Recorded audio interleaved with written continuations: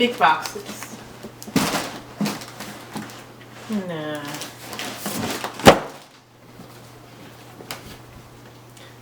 Small boxes. Cute too. Very cute with a little mirror inside.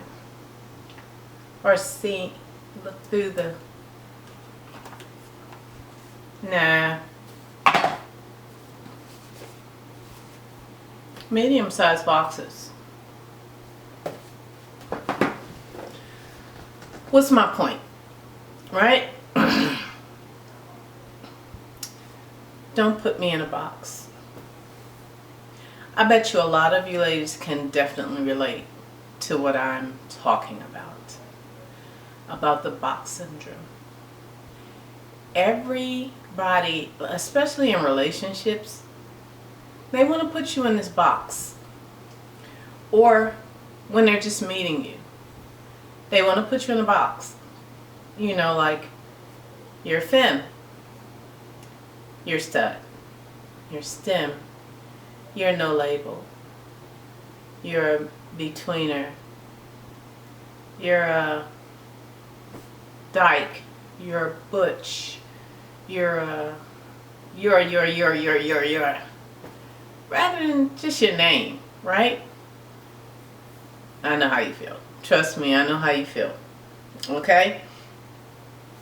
And that is our topic for today. About lesbians putting other lesbians in a box. And some of us even putting ourselves in a box that's conducive to someone else's life, or just because that's just what we learned, you know, growing up in the lesbian life. You know, if I put on, you know, men's boxers and a tank or a wife beater, or, you know, men's clothes and men's watches and stuff like that, well, it's automatically assumed, or either, you know, the unspoken rule that you must be a stud. Why do you have to be a stud? Or, like myself, sorry guys, that's my fish. She has an attitude. So, you know, like myself, I wear feminine clothes, of course, makeup and, you know, girly stuff. And it's assumed, it's perceived that I'm a femme. Well, we're going to talk about that. We're going to definitely talk about that in this segment right here.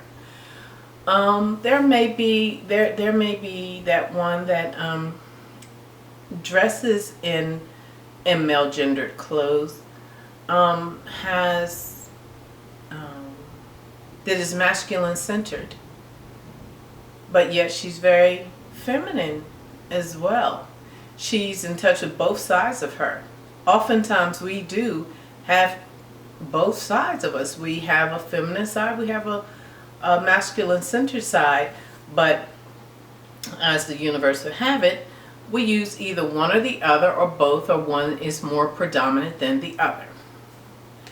Still does not mean that we have to be in a box for anybody. Be in a box for someone else or for ourselves either, right? Okay, so when it comes to being placed in these boxes, or we ourselves placing ourselves in these boxes, what oftentimes winds up happening is sometimes you wind up unhappy because you're in a box. Because you may wear feminine clothes, but you may very well, you know, have tomboyish ways, you know, where you wanna let out your masculine centered side sometimes. You know, you want to put on a pair of sweatpants and, you know, a sports bra and tape your tits down and, you know, put on a pair of sneakers and don't worry about your hair being all fancy and all that stuff right there. That's perfectly fine. But this is the thing. You have to take yourself out of the box, number one. Number two, you got to make other people not put you in a box. You have to not allow anyone to put you in a box, you know, of saying, well, you know, you the femme and I'm the stud and this is the way the relationship is going to operate. No, sugar honey boo boo. No, it's not either. No, it's not. Because this is the way I operate, okay? Yes, I may look like this. I may look feminine. But this, if I needed to change a tire, all this can come off right away.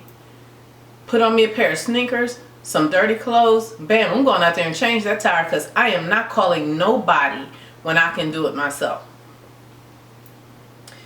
At the same time, when it comes to me being in a relationship with somebody, if she tells me, no, you don't need to be out here changing no tire, you know, messing up your hands, this, that, and the other, that's when I'm going to get on the defensive. I'm like, who are you talking to? But seriously, who are you talking to though? Who are you talking to?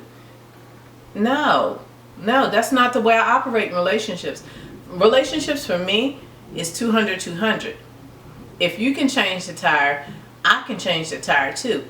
Maybe I'm not changing the tire, but I'm handing you the tools to change the tire with.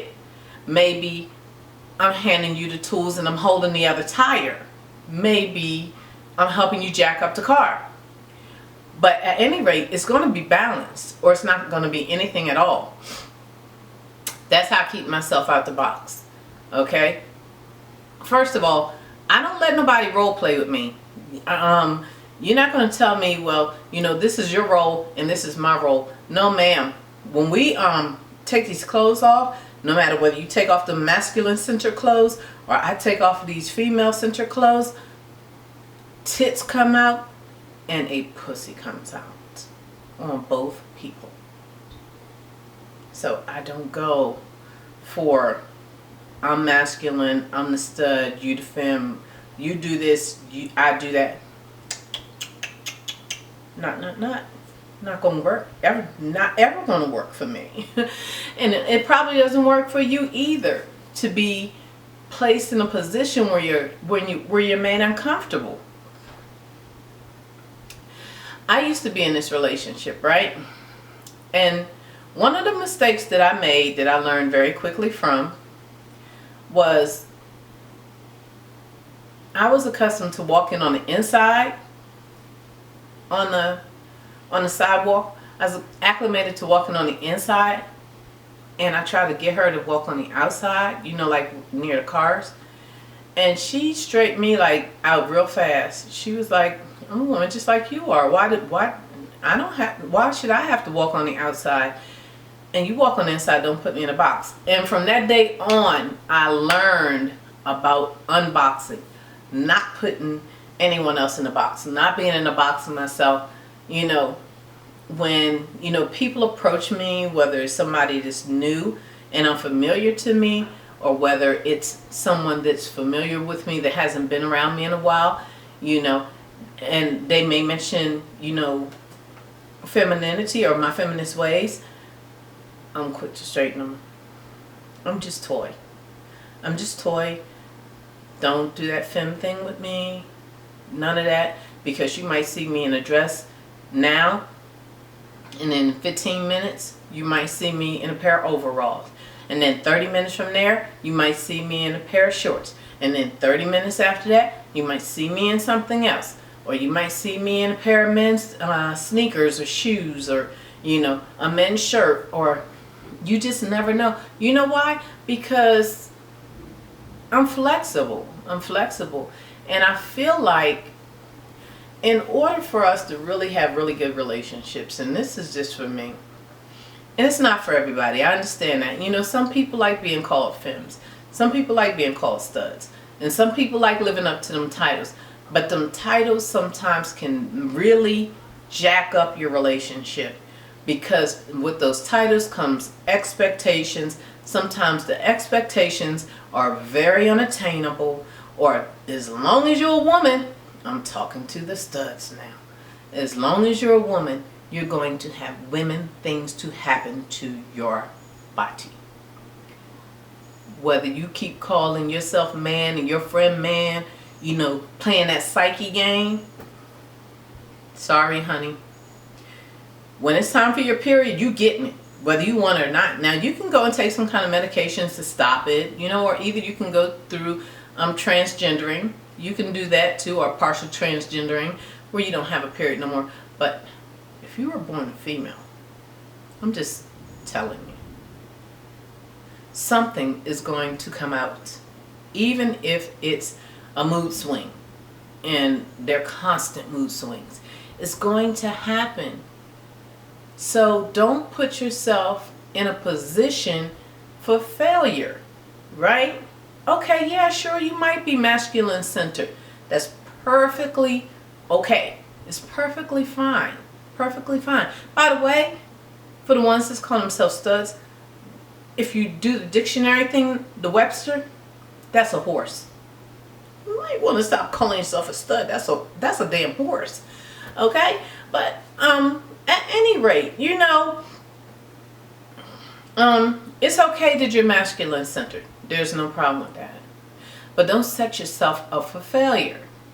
Because if you start out a relationship, or you know, you all in a relationship and you're talking about, well, you know, I'm the man of this, and I'm the daddy, and this, that, and the other, and then, you know, you go through a mood swing